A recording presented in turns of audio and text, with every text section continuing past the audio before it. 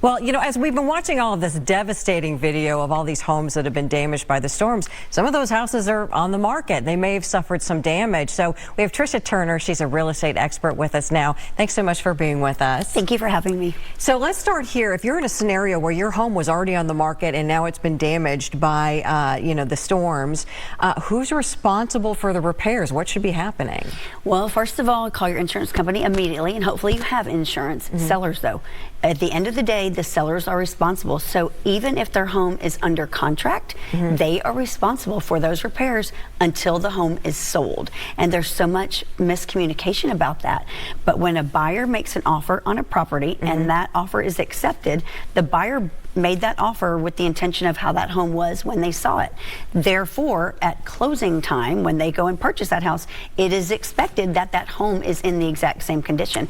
And it is up to the sellers to make sure it is. That can be complicated, though. Yes. I would imagine if there's serious damage. Oh, yes. Have you seen scenarios where this might change a pending sale? Absolutely. A lot of people are in a financial situation right now. And I would encourage buyers, if you've made an offer on a property and the storm has rolled through, perhaps go out and do a walkthrough of the property, make sure there was no damage done to the property. They have that right. And then, of course, if there were damages, the sellers are required to make that.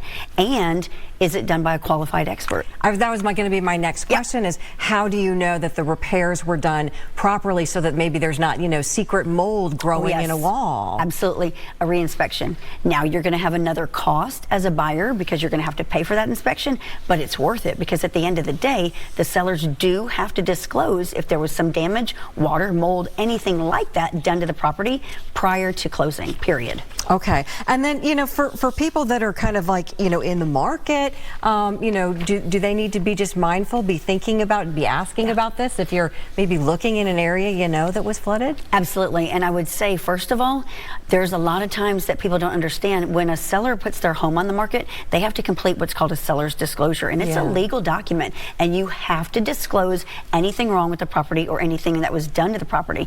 Therefore, if a storm has rolled through and you had repairs done, you have to re-disclose. And I would encourage buyers, look for those for sure.